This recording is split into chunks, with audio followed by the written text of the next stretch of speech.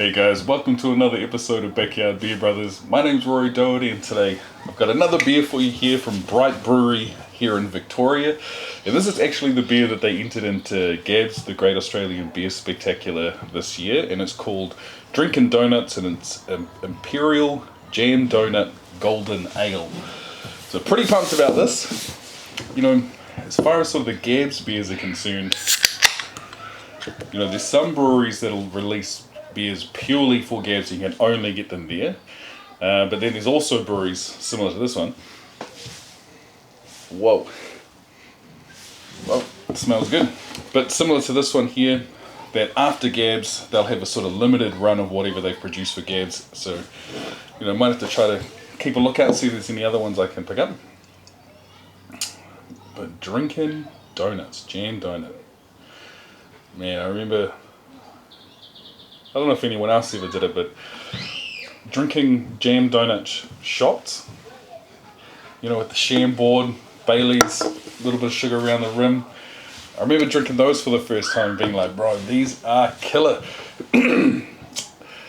Buying some Chambord and Bailey's, and you know, you show everyone one round of them, you're like, yo, should we do another round? Everyone's like, nah, bro, because, you know, shots with cream just aren't the one. It's like the same with QFs, you know, you buy all the ingredients, you make them once, no one really wants another one, and they're just a whole lot of mess. If you're doing the sugar around the rim, it's just a mad hassle to clean up. But on to the beer. So to tell you a little bit about it, what are we looking at? So it's a 440ml can, it's 8%, comes in at 2.8 standard drinks, so pretty good.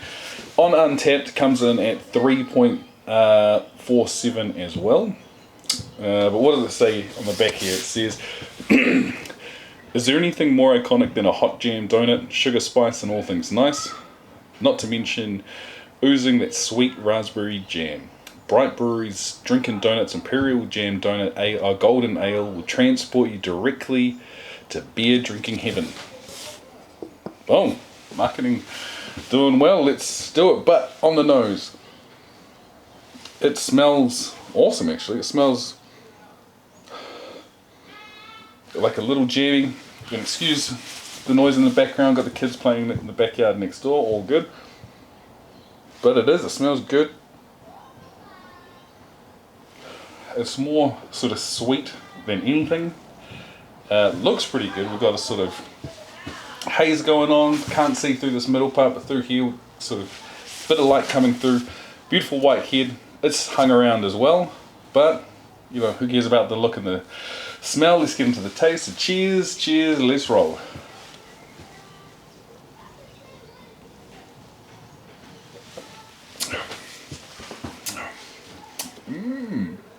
Whoa. Jeez. First and foremost, you know this is an 8% beer. You can tell immediately that it's a high percent beer. It's got like a, not like an alcohol burn, but like the sort of alcohol-y kind of taste that you get in there. But what you're also getting is this awesome sort of sweet jammy notes, and there's also sort of like sort of slight, almost like a bready yeastiness coming through, but like a good bready yeastiness. Almost like slight caramel notes as well. Okay, very good. Pretty good.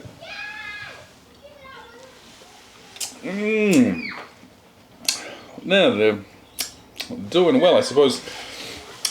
One of the reasons why they could be going with the jam donuts, Melbourne is sort of famous for jam donuts. If you go to markets, you could definitely pick up some jam donuts. Okay, reason why I'm laughing, I was thinking, yeah, you could definitely get jam donuts from markets. And if you come to Melbourne, the main market that people say you got to go to is the, the Queen Victoria market, and they've got this caravan that does donuts and bomb. They're like the bomb. And me and the missus, we used to live in South Bank, so next to the casino, part of South Melbourne, and there's a South Melbourne market, and they do dim sums. And I remember I was kicking at work, this is ages ago by the way, and we're talking about markets, etc., the type of food you get. And one of the bros was like, oh man, you got to go to the Leverton market. Leverton, miles out of the city. But I was like, oh yeah, why is that? And he goes, oh bro, it's awesome. You know, they've got all these, they do jam donuts, but there's all this other sort of ethnic food, plus they got like all this like awesome stuff you can buy. I was like, oh man, it sounds real good. And I sort of always planned to go out there, but just never sort of got around to it. But I remember one morning after this big night, I can't remember, probably ended up on Chapel Street, but we had this massive night, wake up in the morning, pretty hungover, and I just decided, you know, it's probably a Friday, Saturday or Sunday. I tell them this, I'm like, yo, I'm going to Leverton Market. And sort of said that I was thinking about it, but I actually did no research whatsoever. All I knew was it was in Leverton, didn't know how to get there or anything. And partner's hungover as well, but eventually she goes, okay, I'll come along. So I quickly look up, how do I get there? Train to Sunshine and catch a bus. And we walked to the train station, and like, I think there were multiple opportunities where the signs were saying it was like a bad idea. You know, we might have forgotten our phone or something, had to run back up to the apartment, whatever. But we get to Southern Cross Station. We haven't even caught a train yet. And like, hangover's next level. So got to get the Powerades. Get on the train, and it's just like, oh man, we should have pulled the pin. But now it's also the situation where we've now committed too much to this. And I don't want to look like an asshole and just be like, you know how I twisted your arm to come with me, babe? Let's just go home. So we get to Sunshine, look at the buses, and it's like, oh, you know what? I can't actually deal with the bus. There's taxis right here. Let's just catch a taxi to the Leverton Market. We get there, it is not what I'm expecting at all. I'm expecting like awesome markets, and it's like flea market. We get out, and like, to add to the drama, it's like a mad, like it's blazing hot, it's crazy hot.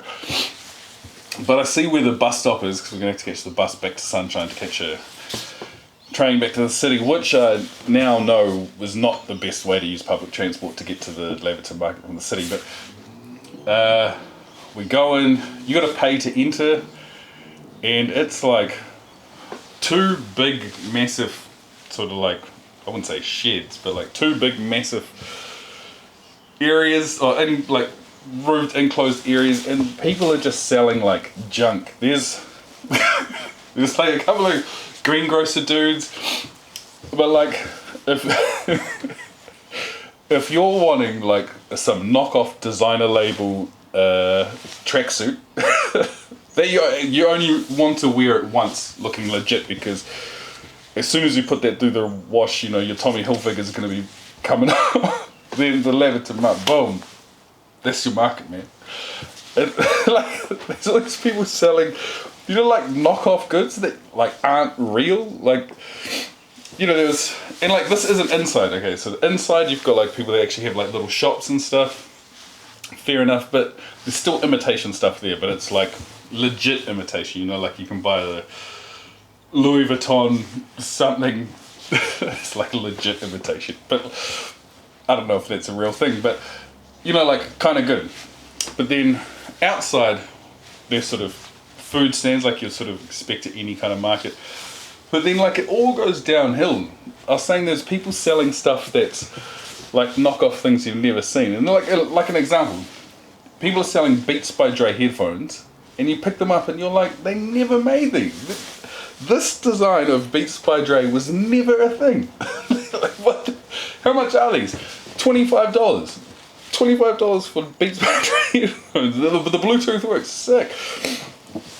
And then that's not even the lowest tier. The lowest tier, the lowest tier is like, it's like a car boot sale. But I swear, it's almost like these people drove around some of the suburbs during hard rubbish night and just picked up a whole lot of junk. Man, I feel like I'm coming down hard on the Leverton market, but like, in the mindset that I was in, like at this stage, you know, the Powerades aren't even helping. You know, just the hangover is real, sweating bullets.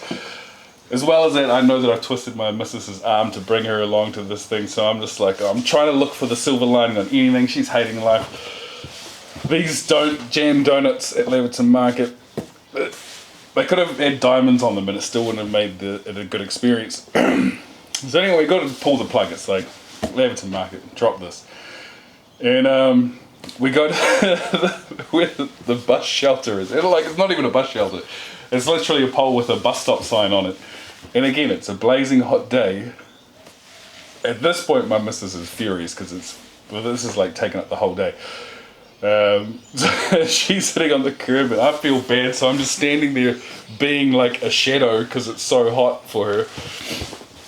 And this sort of puts a little bit of perspective in where it is in Melbourne.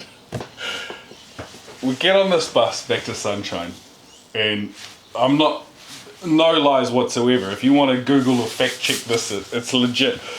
The bus from Leverton Market to Sunshine Railway Station goes past 3 separate penitentiaries.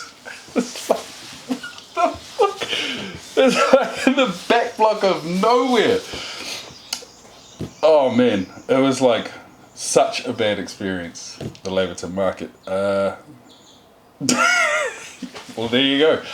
There's a little bit of, if you're coming to Melbourne and you want some crap knockoff goods and you want like a scenic tour of 3 penitentiaries, bus trip out to Leverton Market from the Sunshine train station, that's the one. I don't know why I'm giving it so much crap. I actually, fast forward to now, I live, like about a half hour's drive from the Leverton Market. Like I've been there. Well, actually, I went there, so maybe like not the weekend, just been the weekend before. You know, we've got like a 3-year-old son, so wanting to give each other, me and my missus giving each other breaks, so I was like, you know what, I want to take Tyson out to the Leverton Market. Here's a break in the afternoon, looked up online, Leverton Market open up until 4 p.m. Sweet as. I'll head out there. Left our place just after 2. I get there and there's just like this big giant vacant lot that's like this mud pit if it's ever raining. And there's not too many cars there. I'm kind of like, no, yeah. And then we get my son out, walking up to the entrance, the person that asked for money, they're not there.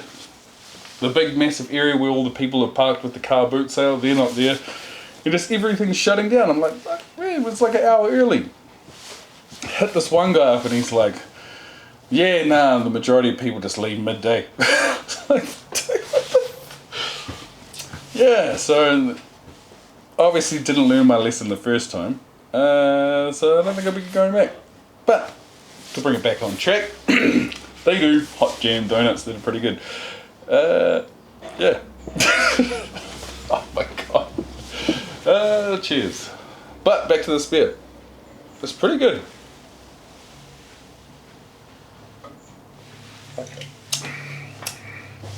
Like, it's actually very good. Like, the jamminess is like a couple of parts of, like, it's like a real good homemade jam, you know, like, you definitely know they've smashed a whole lot of sugar into it, but it still has like a little bit of a tart they get from the berries. That's what this has going for it. But it still has the ale elements. It is high percentage. That's one of the sad things about these sort of Gabs beers or these one-off beers. You know, if they chuck this into their regular lineup, I see it being quite popular. But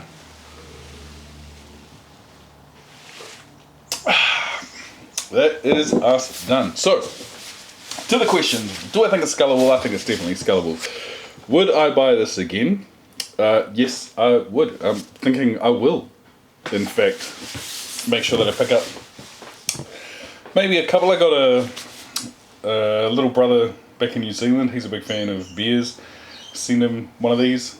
There's a few other people that I know that like sort of different beers, and in the world of different beers, there's a lot of different beers that you have that are like, fuck, they're different, and leave them. This one's a different beer and it's good. So would I buy it again? Yes. If I saw it on tap, would I buy it? Yeah, 100%.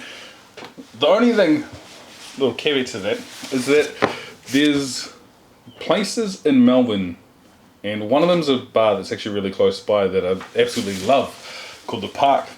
It's sort of like one of the gems of Brewery, I think. But they have all these different beers coming through, and you know, they serve beers by the pint.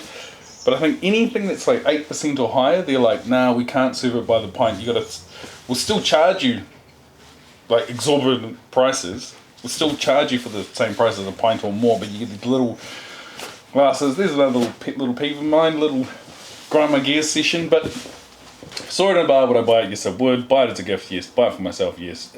Is it skull? I think it's pretty. I think I could skull it. But the only other thing, as far as the price point, I think this was $12.50, and like when you're trying to compare it to other beers, it's going to be way more expensive, but very enjoyable. But if you've made it this far, you know, I really appreciate the fact that you've actually watched it all the way through. Also like it if you hit the like, hit the subscribe, leave us a comment, and as always, hopefully you have a good one. Cheers.